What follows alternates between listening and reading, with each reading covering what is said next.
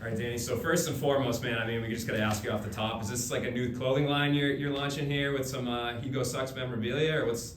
Yeah. Is this a one of a kind? I mean, this is a one of a kind. I got a bunch of shit lined up. A lot of Danny Sabatello, the Italian gangster wardrobe in the works. This might just be a one and done. I don't know. After this fight, I'll be coming out with a lot of more merch than fans and everybody can come out with. Obviously, a lot of good shit, a lot of funny shit. That's just kind of who I am. I let that persona reap into my fucking wardrobe. But yeah, I just want to remind everybody that Higo sucks, really. And I guess for looking at this from an outsider's perspective, I feel like Gegard Mousasi's a big name. He's on this card, but like you're kind of the guy that everybody's looking at here. Have you felt that at all? Have things changed? Do you feel like this fight week after your Hawaii show? Absolutely. I feel like I'm stealing the show. I think this fight with me and Higo is going to be the biggest fight on the card, and not just that, one of the biggest fights of the year. I think with everything said and done into it, we fucking hate each other. That's the fact of the matter. If I see him before the fight, I might not be able to hold myself back. I might have to smack him in the fucking face. Hopefully I don't see him before the fight. It just wouldn't be a good idea. But yeah, when I go online and I see all this media on Instagram, Twitter, and Facebook and all that shit, I see the fans are very excited for this fight. Obviously, Mousasi's a legend, so that fight's going to be great with my boy Johnny. But I think the real main event is me and Higo, obviously with the bad blood and the high level of MMA that's about to be in place. Higo does suck, but I'm very good, so you're going to see a very good MMA fight. You're going to see domination. You're going to see torture. You're going to see violence. My goal going in here, again, is to give him between 23 and 29 stitches on his face. I want to leave him fucking scarred for life. This is a guy that's very disrespectful to the MMA game, and I need to fucking punish him for it. And I think fans are very excited for that. There's a lot going into this fight. It's not just what's going on in the cage. A lot of shit's going outside of the cage, but it's obviously going to get settled Friday night when I fuck him up. And you have the benefit here, we're getting the last word, and we spoke to him a little while ago, and he said, if you thought you're a gangster, you've never been to Brazil, so how can you call yourself a gangster? You didn't grow up on the streets of Brazil. What are your thoughts on that? Yeah, that guy can't even fucking make weight. That guy's not a man of his word. If he says that he's gonna fucking make 135 and then doesn't make it time after time again, that means just he's a little pussy. So I don't know what the fuck he's talking about. But I love that he's talking shit, because if you look at his previous fights, he's never talking shit. He's always respectful to his opponent. But when you fight Danny Sabatello, everything's different. Fight week's different. Everything changes when you fight me. I got him talking shit. That was one of my goals going into this fight, was getting him to talk shit, and I already accomplished that. I'm already in his fucking head. He doesn't understand mental warfare because he's a fucking idiot. I know when he steps into that cage Friday, he's going to feel a little bit more pressure, a little bit more heat. That light's going to be a little bit brighter and his legs are going to be a little bit heavier, because now he's putting pressure on himself because he's talking shit. He's going to feel the repercussions once he loses. So I think I already got him beat. I think I'm already in his head. I love that he was in here before that talking shit about me, and it's just going to be fucking great. And have you always been like this, or was this like something you figured out along the way that like you just had a mental edge? Nah, I have always been like this. I started wrestling at the age of 4, so I was always in combats my whole life.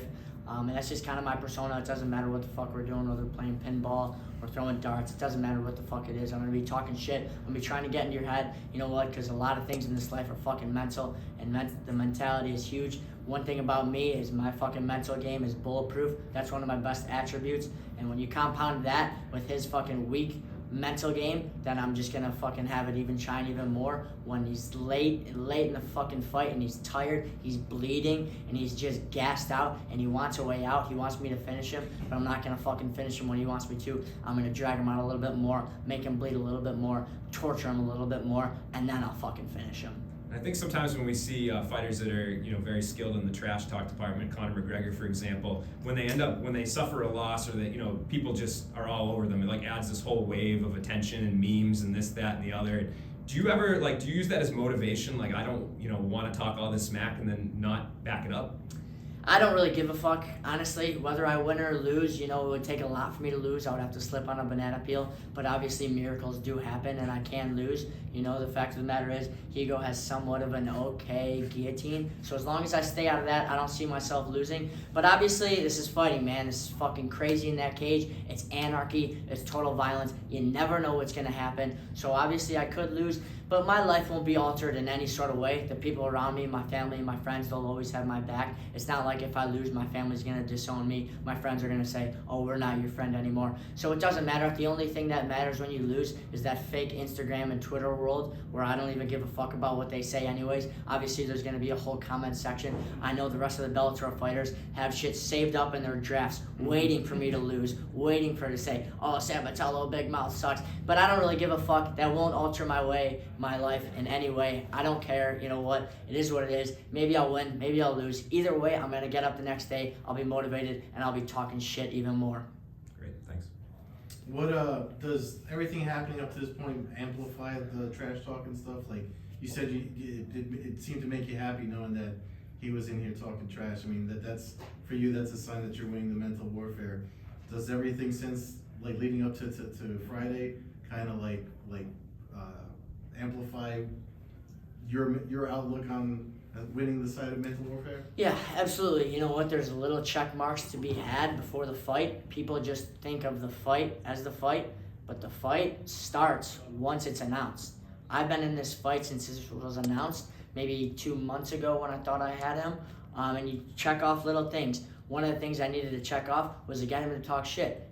Check. That's only going to play it even more into the fight. He doesn't understand this is a long game, it's a long process, and obviously the mentality, the mentals of this is huge. So obviously I like where I'm sitting, I like where I'm at. I love hearing that he was talking trash. I know he's going to be even more mad. He's going to want to knock me out in that first round. He's going to have more adrenaline. That only means he's going to get even more tired. That only means I'm going to be more calm at home. All I do is talk trash. So that's just like nothing new to me. This is foreign territory to him. He's never been there. He's never had to talk trash or want to kill somebody. He's always respectful. Now this is a different him. Who knows what type of fighter shows up now? You know what fighter shows up when I fight, and now I'm talking trash. It's one that's going to kill you. So obviously, I think that first round, he's going to want to fucking murder me. If he doesn't fucking get me out of there in that first round, it's going to be a long night for this motherfucker. And then one last one for me.